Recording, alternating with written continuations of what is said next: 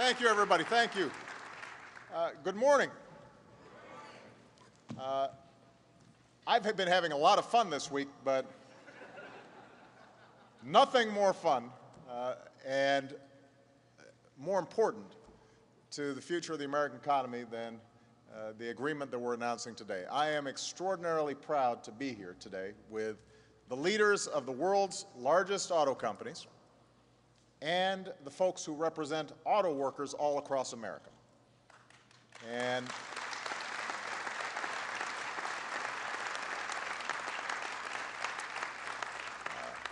I'm glad that I have a chance to see some of the great cars that you are manufacturing. As some of you may know, it's only a matter of time until Malia gets her learner's permit. So I'm hoping to see one of those models that gets a top speed of 15 miles an hour. The ejector seat anytime boys are in the car, so hopefully you guys have some of those in the pipeline. Now, for the last few months, gas prices have just been killing folks at the pump. People are filling up their tank, and they're watching the cost rise. $50, $60, $70. For some families, it means driving less, but a lot of folks don't have that luxury. They've got to go to work. They've got to pick up the kids. They've got to make deliveries. So it's just another added expense when money is already tight. And of course, this is not a new problem. For decades, we've left our economy vulnerable to increases in the price of oil. And with the demand for oil going up in countries like China and India, the problem is only getting worse. The demand for oil is inexorably rising, far faster than supply. And that means prices will keep going up unless we do something about our own dependence on oil. That's the reality. At the same time, it's also true that there is no quick fix to the problem. There's no silver bullet here. But there are steps we can take now that will help us become more energy independent. There are steps we can take that will save families money at the pump, that will make our economy more secure, and that will help innovative companies all across America generate new products and new technologies and new jobs. So I've laid out an energy strategy that would do that. In the short term, we need to increase safe and responsible oil production here at home to meet our current energy needs. And even those who are proponents of shifting away from fossil fuels have to acknowledge that we're not going to suddenly replace oil throughout the economy. We're going to need to produce all the oil we can. But while we're at it, we need to get rid of, I think, the $4 billion in subsidies we provide to oil and gas companies every year at a time when they're earning near record profits, and put that money toward clean energy research, which would really make a big difference.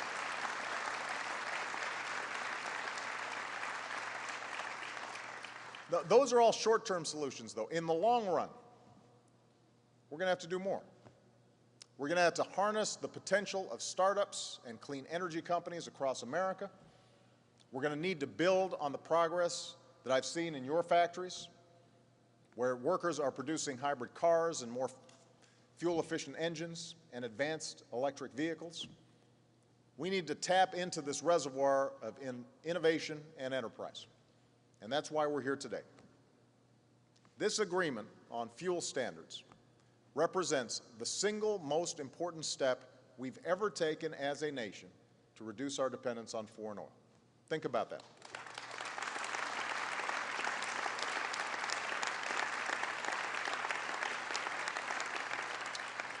Most of the companies here today were part of an agreement that we reached 2 years ago to raise the fuel efficiency of their cars over the next 5 years.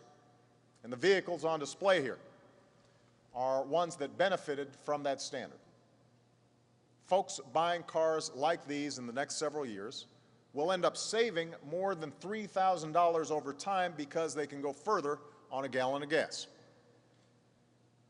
And today, these outstanding companies are committing to doing a lot more. The companies here today have endorsed our plan to continue increasing the mileage on their cars and trucks over the next 15 years. We've set an aggressive target, and the companies here are stepping up to the plate. By 2025, the average fuel economy of their vehicles will nearly double to almost 55 miles per gallon.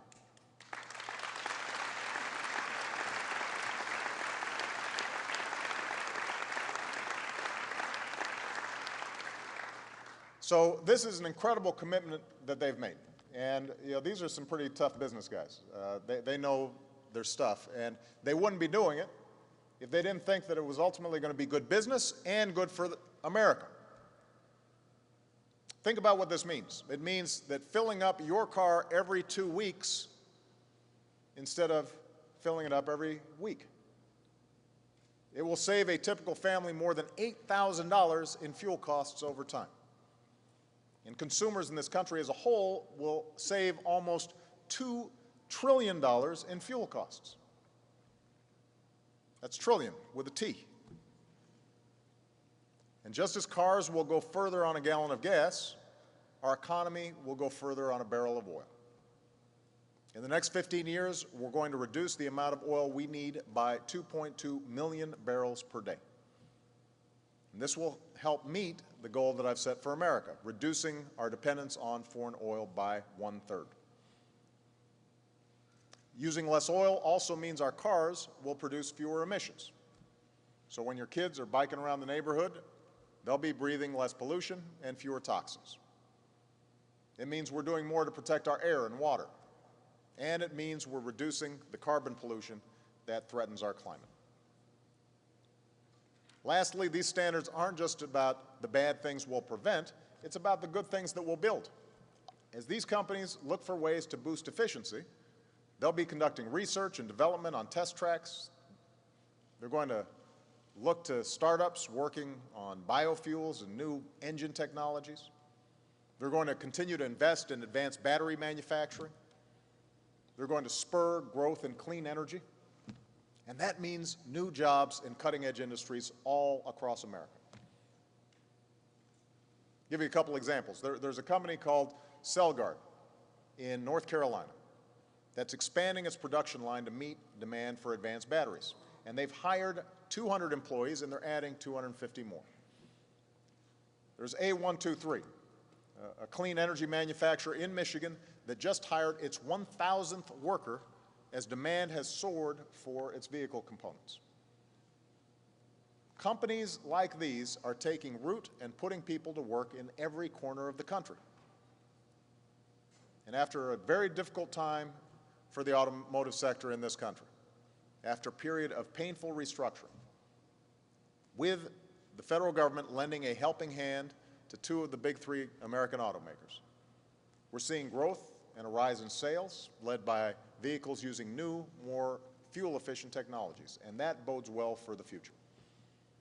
That tells us that these standards are going to be a win for consumers, for these companies, for our economy, for our security, and for our planet. So we are happy to welcome all the auto companies to this effort. But I do want to pay special tribute to the extraordinary progress of General Motors, Ford, and Chrysler. It was a little more than 2 years ago that many doubted whether these companies would still be around, much less moving forward and leading the kind of change that we're seeing. I also want to point out all this progress we're talking about today, the promise of this agreement. It is only possible because we've made investments in technology. It's only possible because we're willing as a nation to make sure that young people could afford to go to college and get engineering degrees, to make sure that we're backing the basic research of our scientists, to make sure innovative small businesses could get the credit to open their doors and ultimately maybe be a supplier for one of these big companies. So as we look to close the deficit, this agreement is a reminder of why it's so important that we have a balanced approach. We've got to make serious spending cuts while still investing in our future, while still investing in education, research, and technology like clean energy, which are so important for our economy. And finally, this agreement ought to serve as a valuable lesson for leaders in Washington. This agreement was arrived at without legislation. You are all demonstrating what can happen when people put aside differences. These folks are competitors. You've got labor and business. But they decided we're going to work together to achieve something important and lasting for the country.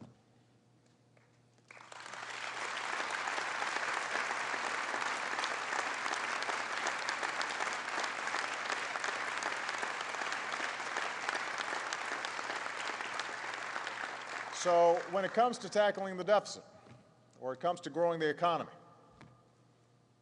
when it comes to giving every American an opportunity to achieve their American dream, the American people are demanding the same kind of resolve, the same kind of spirit of compromise, the same kind of problem solving that all these folks on stage have shown. They're demanding that people come together and find common ground, that we have a sensible, balanced approach that's based on facts and evidence and us reasoning things out and figuring out how to solve problems, and asks everybody to do their part. That's what I'm fighting for. That's what this debate is all about. That's what the American people want. So I want to once again thank automakers. I want to thank workers. I want to thank the state of California. I want to thank, which has been, the state of California has consistently been a leader on this issue. I want to thank the environmental leaders and elected officials, including Leader Pelosi, who was here, and the leaders from the Michigan delegation, you know, because obviously the state of Michigan has a huge stake and has been on the cutting edge of these issues and have helped to pave the way forward. I want to thank all of you for helping to reduce our dependence on oil, on growing the economy, and leaving for future generations a more secure and prosperous America. So congratulations, gentlemen. Thank you very much.